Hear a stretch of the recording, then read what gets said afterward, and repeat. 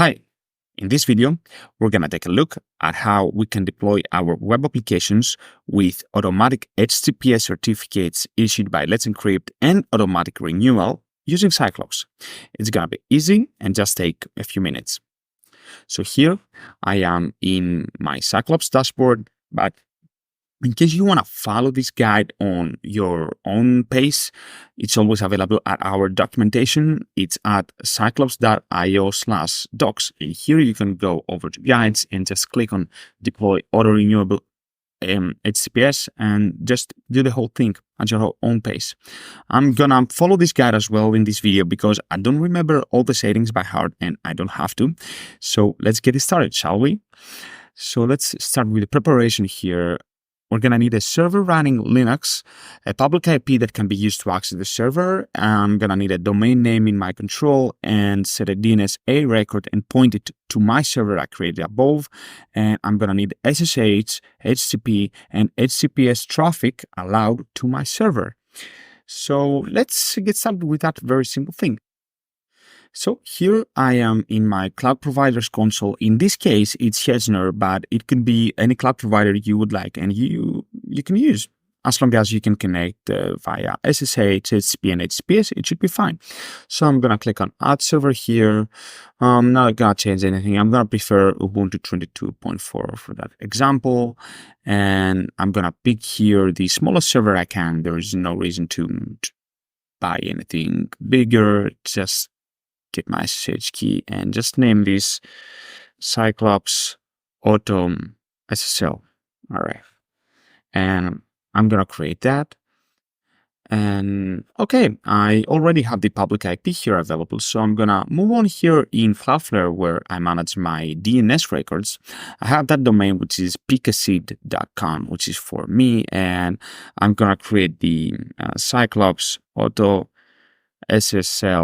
domain name and map it to my IP address. Just make sure I have the proxy status disabled. And after I create it, I'm going to go back here and copy the public IP address and make sure I can connect over SSH.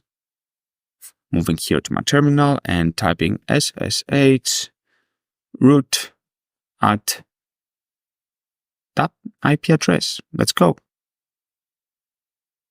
All right. So now I am connected in a server. Let's go back to the documentation. Okay. So the first thing I need to do in Cyclops is create a new host. So I know how to do that.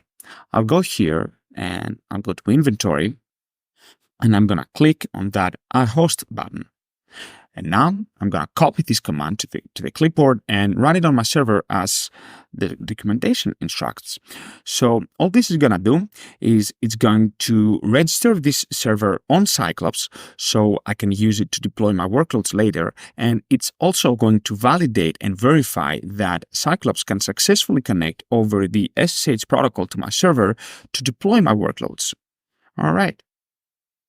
So I'm going to go here in inventory and make sure that my server, I can see the IP address here and the status is registered. So this step is okay.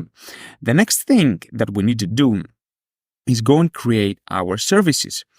So what are services in Cyclops? Services are configurations that we can map with units. And units are the different kinds of deployments, the smaller unit of deployment that we can have on Cyclops. So let's see a bit more what we mean by services and units. I'm going to click on create a service. And as you can see, I have a few Docker options here. The first one is Docker engine. You see, Cyclops, I do not need the Docker engine already installed on my server. Cyclops can take care of that. So here is the different configuration options that I have when deploying the Docker engine on my machine. And in this particular case, I do not need to change anything. It's pretty much okay, although you can if you want. So I created a service for the Docker engine. The next thing I want is deploy my containers. And for this particular use case here, I'm going to pick the Docker container group. And the reason I want that is because I'm going to deploy 2 containers. One is going to contain my application, which is the standard Cyclops sample example that we have everywhere, and the Nginx container that's also configured to generate HTTPS certificates with Let's Encrypt and automatically renew them. So let's go here to the configuration. The first container is named app, and I'm just going to use that image, and that's it. Okay, and the tag is latest. Fine. And I'm going to add another container at the end. I'm going to name that nginx and use the Valiant docker-nginx-auto-ssl image, which uses a modified version of nginx that also automatically generates HTTPS certificates and renews them when it needs. And at the same time, it it allows us to use WebSockets, HTTP2, and other nice features in case we want to. So I'm going to name that nginx. I'm going to use that image. I know the tag is latest, nothing special here. And I'm going to need to map some ports. So first, I'm going to map the port 80 of our host machine to the port 80 of the nginx container so it can accept HTTP traffic. And I'm going to do the same thing with port 443 in order to accept HTTPS traffic. The next thing I want to do is create that volume here because I want my container to store in a volume the SSL certificates, the HTTPS certificates that is going to generate with Let's Encrypt. In case it gets restarted, we do not want this data to be lost.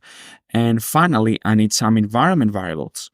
So the first environment variable here is the allowed domains, which is just a list of domains of the allowed applications, of the allowed domain names to access my applications. So the only domain name that I have here is the Cycleops auto-ssl.picacid.com that I created before.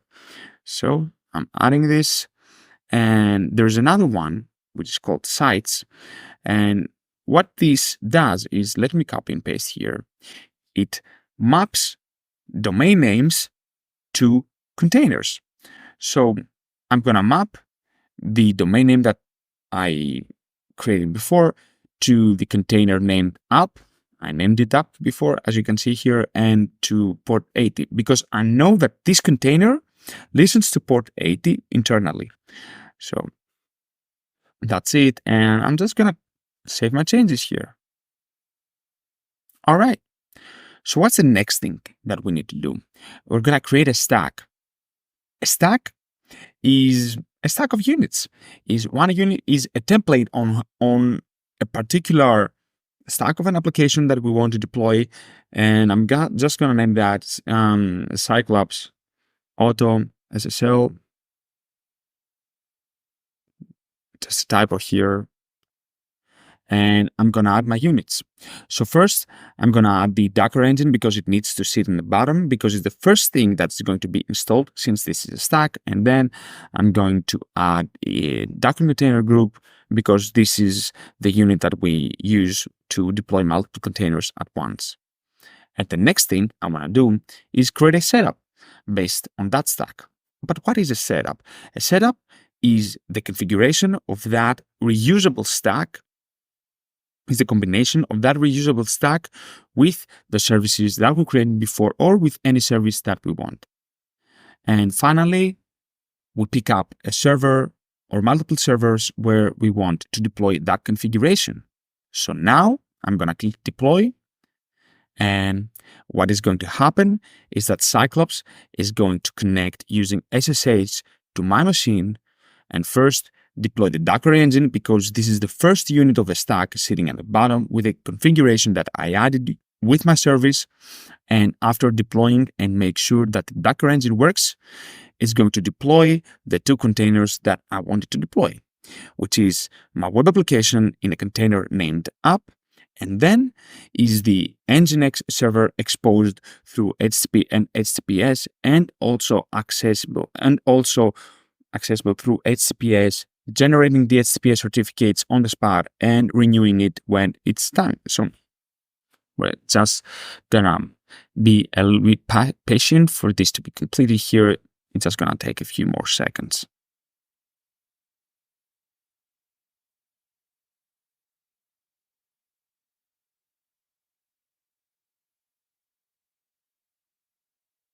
All right, looks like this is moving on. So the Docker engine is started, and now it's going to deploy my Docker containers, and looks like it moves on successfully.